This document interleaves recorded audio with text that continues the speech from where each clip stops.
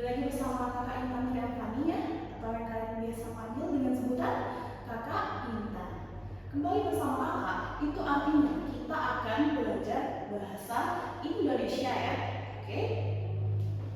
Nah, di sini sebelum mulai seperti biasa kita berdoa dulu bersama. Semoga apa yang kita pelajari hari ini itu bisa diterima di memori kita, bermanfaat tentunya ya, dan membantu kalian untuk menghadapi ujian-ujian yang ada ke depannya. Oke? Di sini kakak lihat semuanya udah hadir nih, udah semangat untuk belajar hari ini. Oke? Udah hadir, nanti absennya seperti biasa ya. Mohon untuk dilengkapi. Oke? Sebelum belajar, kakak ingin menyampaikan bahwasanya handphone dan tabletnya disimpan terlebih dahulu. Jadi sebelum mulai disimpan. Dan apabila memang dibutuhkan, nanti baru tunggu perintah dan aba-aba dari kakak. Oke? Nanti jadinya di pertengahan pembelajaran tuh gak ada tuh yang tiba-tiba sosmedan atau ngobrol yang kanan kiri. Jadi fokusnya ke papan tulis ya, papan tulis dan perhatikan. Kemudian disimak apa yang kakak sampaikan. Jadi kalian belajar menyimak dan meresapi apa yang kakak sampaikan supaya paham materinya. Oke? Kemudian kakak ingin menyampaikan juga bahwasanya tolong semangat belajarnya, antusiasme belajarnya ditingkatkan. Karena kalian akan menghadapi banyak sekali ujian-ujian ke depannya. Jadi tolong fokus dan perhatikan ya, supaya nanti kalian bisa diterima di kampus impian kalian masing-masing. Oke? Kita akan belajar apa hari ini? Kita akan mempelajari teks eksplanasi. Udah kakak tulis tuh di atas. Oke? Jadi ada topik-topik yang akan kita bahas, yaitu yang pertama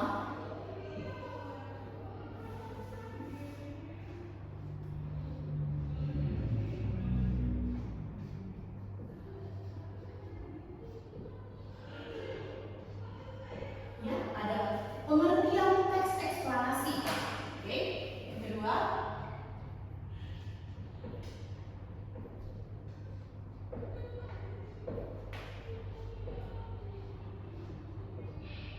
ada ciri-ciri teks eksplanasi. Oke? Yang ketiga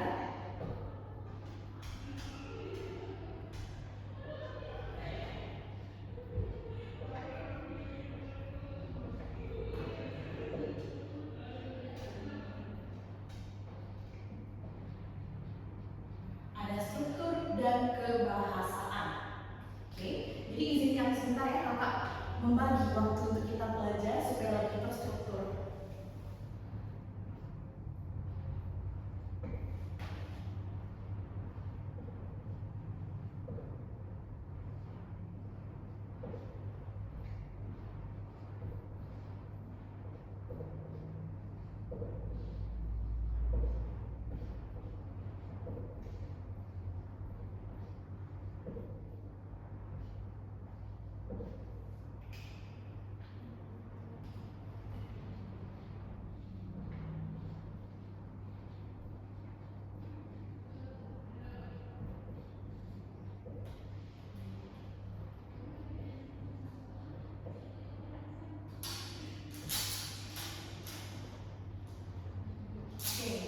Ini dia yang akan kita pelajari. Ada pengertian dari teks eksplanasi, kemudian ciri-ciri teks, dan yang ketiga struktur dan kebahasaan. Oke?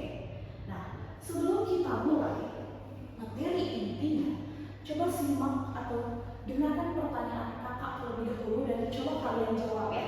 Oke. Pertanyaan yang pertama itu mengapa gunung bisa meletus? Oke, ada yang menjawab karena ada api, lahannya, kemudian magma, kemudian apa lagi? Karena aktif, kemudian apa lagi coba? Bantu kakak. Karena gempa bumi. Oke, jawaban kalian tadi benar semua. Kemudian simak pertanyaan kakak yang kedua ya. Oke, tadi kan kakak bertanya mengapa gunung itu meletus. Apakah cukup kita menjawab seperti ini? Gunung meletus karena gempa bumi. Atau yang kedua, gunung meletus karena ada apinya atau lahar atau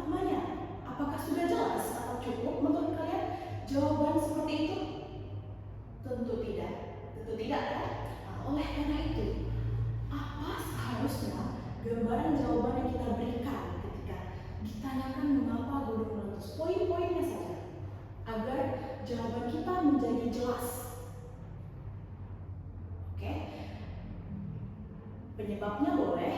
Kemudian apa lagi? Proses terjadinya boleh. Kemudian apa lagi? Akibat atau dampak. Nah, itulah.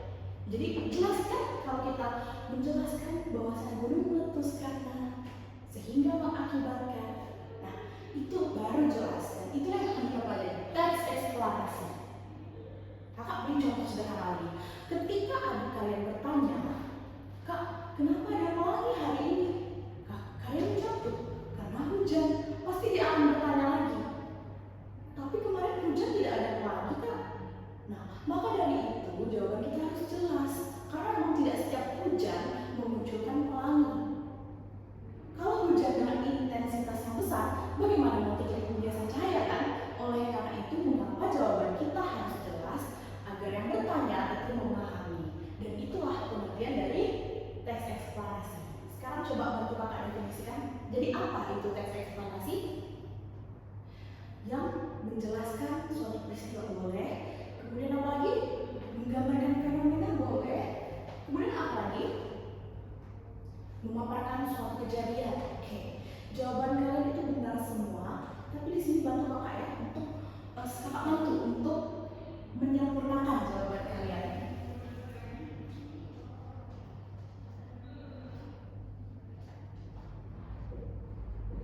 Jadi, pengertian teks eksplanasi itu adalah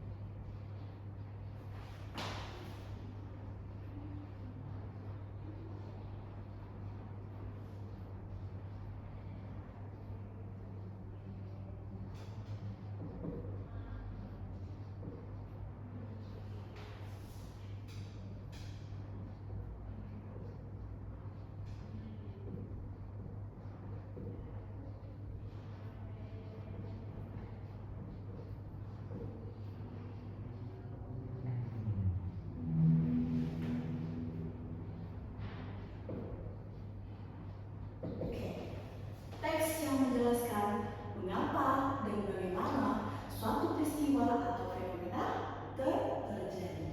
Seperti yang kalian sampaikan tadi, bahwa teks eksplanasi itu menyampaikan sesuatu, menggambarkan sesuatu.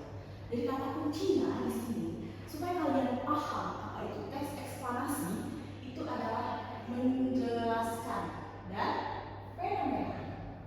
Oke. Dari namanya saja eksplanasi udah tergambar apa itu teks. Karena eksplanasi merupakan serapan dari bahasa asing. Bahasa apa? Bahasa Inggris. Benar sekali ada yang menjawab, yaitu explanation yang artinya menjelaskan atau menerangkan. Jadi di sini bahwasanya pengertiannya yaitu teks yang menjelaskan mengapa dan bagaimana suatu peristiwa atau fenomena terjadi. Jadi tujuannya udah jelas dari nama explanation tadi kan serapan dari bahasa asing. Jadi tujuannya apa?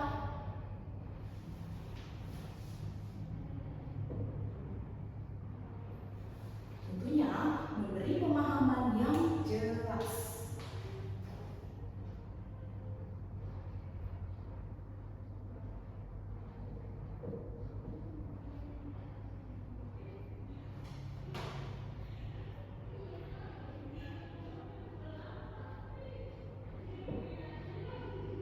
Oke, karena tadi kan udah jelas tuh. Eksplanasi, menjelaskan.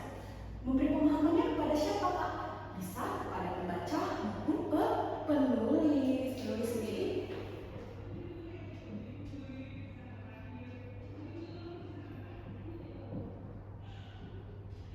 Oke, bisa membaca, bisa juga penulis.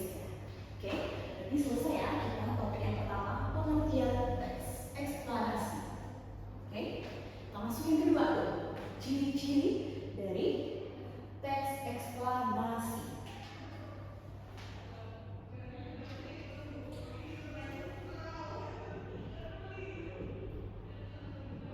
Ada yang udah tahu belum ciri-cirinya ada berapa? Iya, ada 4 ya.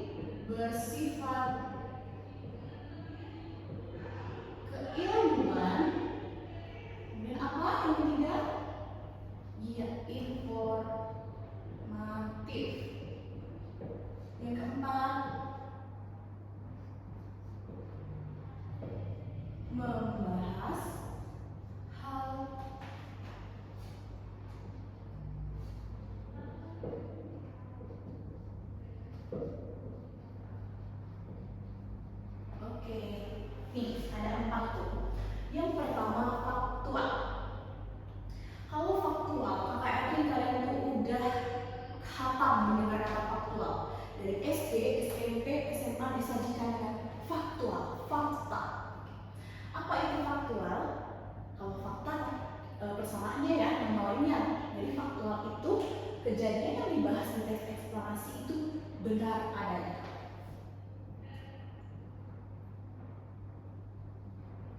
Benar. Nah, benar adanya. Oke? Kemudian yang kedua, bersifat keilmuan. Mengapa demikian? Karena teks eksplanasi itu erat kaitannya dengan apa? Ilmu pengetahuan.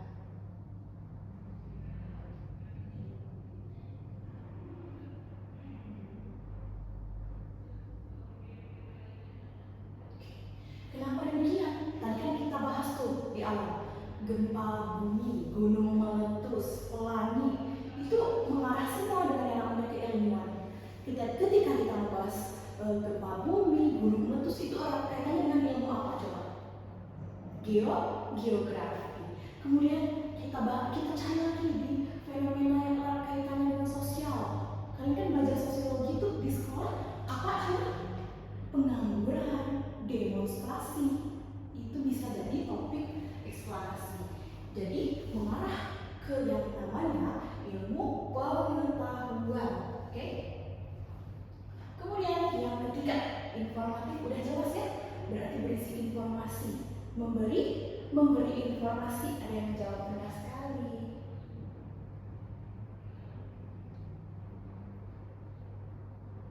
Memberi informasi. Oke. Yang terakhir, membahas hal yang bersifat umum. Itu artinya kejadian dari teks eksplanasi itu benar-benar sering kita jumpai dalam kehidupan sehari-hari. Kayak tadi kakak bilang pelangi, sering kan lihat pelangi? Kemudian gunung meletus pernah tidak terjadi di Indonesia atau di negara lain? Pernah. Kemudian apa lagi yang bisa dibahas? Coba kasih kakak topik. Banjir tuh. Kalau banjir sering nggak terjadi di Indonesia? Sering sekali. Jadi membahas hal yang bersifat umum itu artinya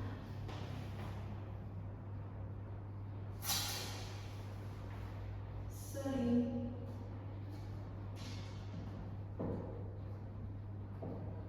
dijumpai. Oke? Sampai sini paham? Oke. Tidak ada yang mau bertanya? Kalau tidak ada kita lanjut. Oke ya, kita lanjut ya. Berarti ciri-ciri sudah. Oke, kita bahas ke struktur dan kebahasaan.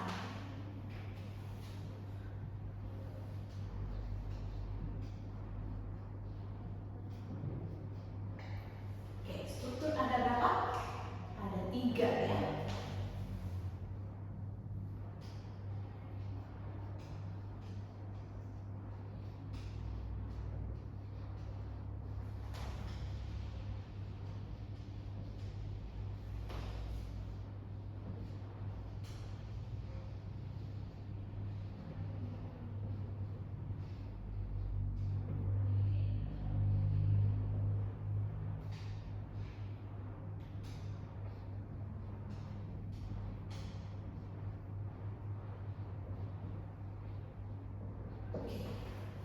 Struktur teks eksplanasi itu ada 3. Ada pernyataan umum, deretan penjelas, dan interpretasi. Nah, di sini kita bahas satu persatu dulu. Pernyataan yang bersifat umum. Nah, biasanya di buku-buku sekolah atau LKS itu penyebutannya berbeda-beda. Ada yang menyebutnya pernyataan umum, ada juga yang menyebutkan identifikasi informasi. Tapi pada intinya sama, karena memberikan gambaran umum fenomena yang dibahas. Ditandai dengan apa tuh? Ada yang tahu nggak?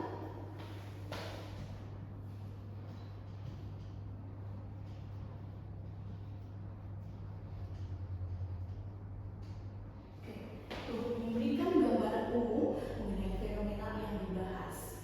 Ditandai dengan definisi atau pengertian. Jadi ketika membahas gunung meletus, didefinisikan dulu apa gunung meletus. Ketika membahas gempa bumi, didefinisikan dulu apa itu gempa bumi.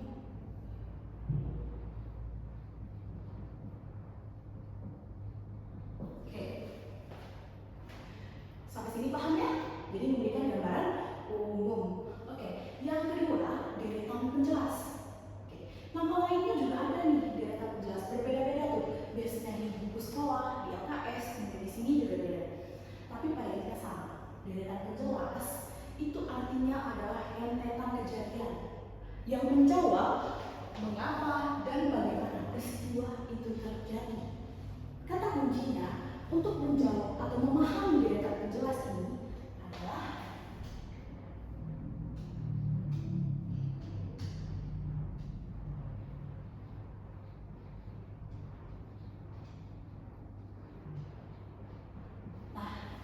sebab akibat. Oke, jadi untuk memahaminya deretan penjelas ini merupakan sebab akibat. Jadi sebab akibat ini menjawab pertanyaan dari mengapa dan bagaimana peristiwa atau fenomena itu terjadi. Jadi berisi rentetan kejadian, bisa penyebabnya, prosesnya, akibatnya, atau sebaliknya, seperti itu. Sampai sini paham ya? Oke. Terus yang ketiga, terakhir, interpretasi. Nama lainnya itu ulasan. Jadi berisikan ulasan atau komentar dari penulis.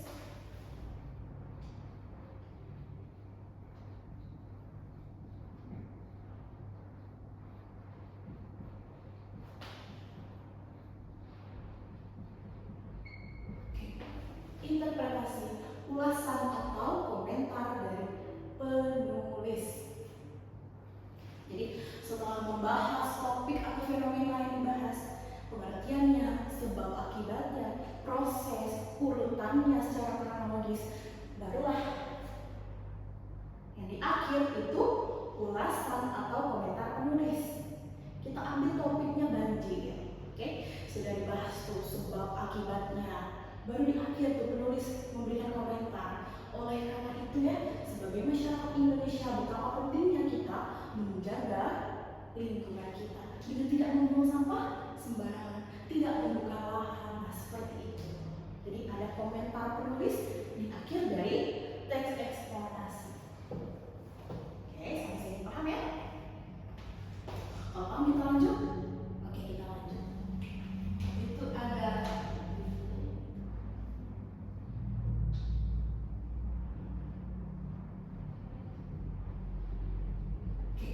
kaidah kebahasaan. Ini tolong diperhatikan ya, jangan sampai tukar nanti kaidahnya.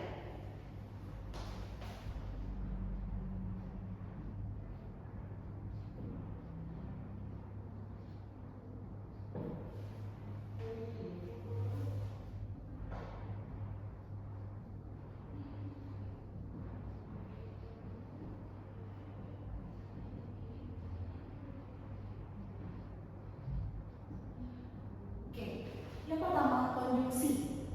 Kalau konjungsi kalian sudah paham kan pasti, karena hampir semua teks yang kita pelajari, baik non sastra atau sastra itu punya konjungsi. Atau apa artinya? Kata sambung atau kata hubung.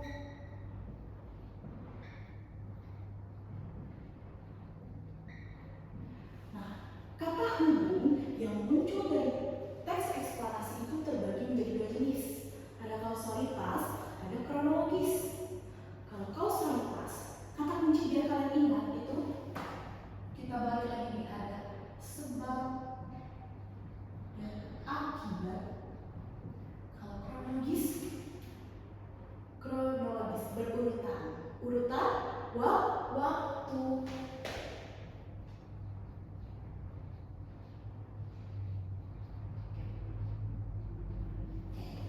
Kausalitas merupakan kata hubung yang menyatakan hubungan sebab akibat.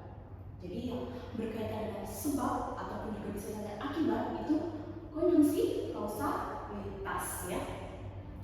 Kemudian yang kronologis berarti secara kronologis berurutan ya. Jadi adanya urutan waktu, menyatakan hubungan urutan waktu. Oke, kita cari penandanya sama-sama. Kalau kausalitas penanda sebab akibat dalam teks atau bacaan apa? Oleh karena itu, apalagi disebabkan, penyebabnya, sehingga. Oke, udah paham semua kalian, good job. Kemudian yang kronologis penandanya apa? Urutan yang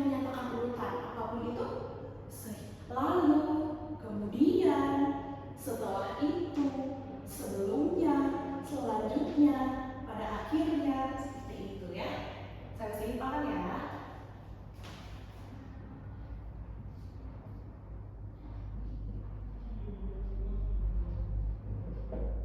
Oke. Kemudian ada kata pasif. Kata pasif, kakak kasih dulu. Lawan dari kata pasif, kata aktif. Kalau aktif mengerjakan sesuatu, melakukan tindakan. Kalau pasif, subjeknya kenapa? Dikenai. Benar sekali ada yang menjawab dikenai suatu tindakan. Oke. Misalnya seperti ini. Ibu memakai sepatu baru. Itu kata aktifnya apa? Memakai. Kalau kata pasifnya, kita ubah jadi kata pasif. Sepatu baru dipakai ibu. Nah, jadi penandanya itu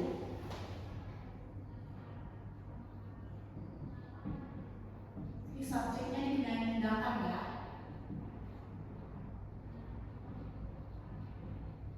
Nah, penandanya itu biasanya awalan di dan awalan the.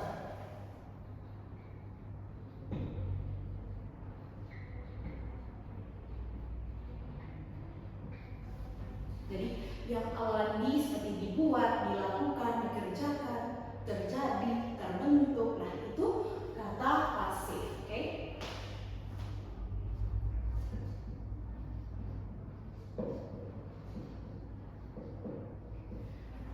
Selanjutnya kata teknis.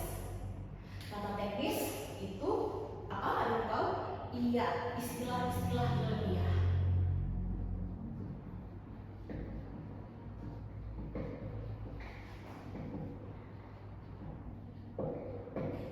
Istilah-istilah ilmiah karena erat kaitannya dengan ciri tadi apa? Bersifat keilmuan, maka banyak muncul istilah-istilah ilmiah. Istilah ilmiah ini biasanya merupakan serapan-serapan dari bahasa asing, kebanyakan ya. Seperti kita bahas gempa bumi, istilah ilmiah yang muncul ada yang tahu? Magnitudo, epicentrum, skala Richter. Ketika bahas tsunami itu sendiri istilah ilmiah, serapan dari bahasa asing. Kemudian virus, fotosintesis, efek rumah kaca, itu istilah-istilah ilmiah semua ya. Oke, sampai sini paham? Itu kata teknis. Dan yang terakhir,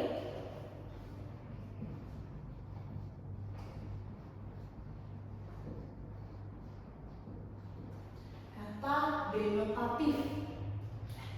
Kata denotatif itu merupakan kata-kata yang muncul dalam teks non sastra. Oke? Jadi kata yang bermakna sebenarnya.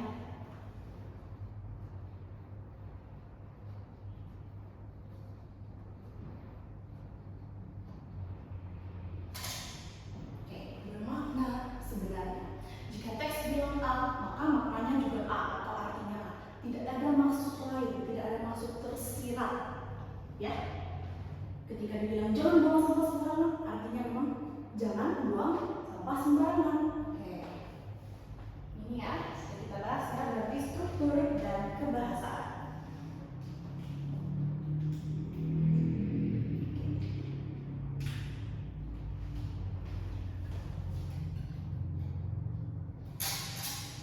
Selanjutnya, Bapak silahkan membuka HP-nya untuk latihan soal. Oke, di sana udah ada link yang disediakan ya. Jadi tolong dikerjakan terlebih dahulu. Dan nanti soal yang susah akan kita bahas atau kalian udah benar semua. Oke, sekarang yang udah salin siapa? Udah semua kan? Sekarang boleh difoto terlebih dahulu atau melengkapi. Kakak mau izin hapus. Hapus ya.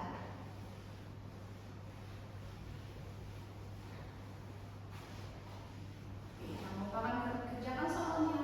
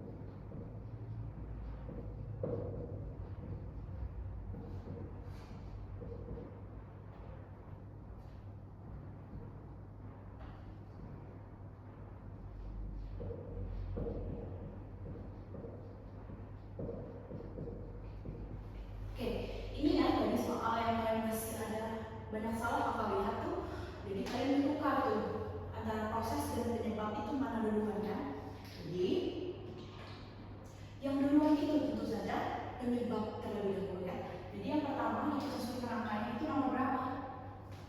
Definisi. Kemudian penyebab atau proses, kalian ini banyak tukar penyebab. Kemudian baru proses, baru akibat dan solusi. Jadi sebab terlebih dahulu ya dari proses, karena penyebab itu merupakan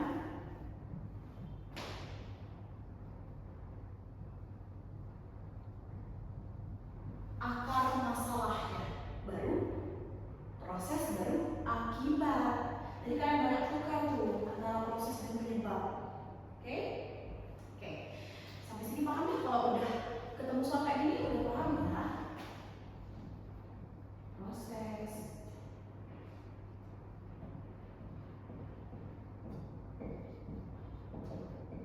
Tuh. Jadi sebab dulu, kemudian proses, baru akibat. Oke? Jadi kalau ketemu soal kayak gini udah paham ya? Oke. Kemudian kita udah masuk ke akhir sesi nih. Jadi kita udah mulai menyimpulkan ya belajar hari ini. Apa saja yang mulai kita pelajari? Pengertian dari teks eksplanasi, konsep awal ya untuk menganalisis struktur dan kebahasaannya. Udah paham semua kan? Tadi apa itu pengertiannya? Teks yang menjelaskan mengapa dan bagaimana suatu peristiwa atau fenomena terjadi. Oke, bisa fenomena apa aja tuh? Alam bisa, sosial bisa, budaya juga bisa. Oke, dari udah kita pelajari ini, bagian mana yang menurut kalian masih sulit atau udah paham semua? Oke, udah paham semua ya. Yang perlu belajar lagi, yang perlu latihan soal ini apa? Kaidah. Berarti bagian kaidah kebahasaan.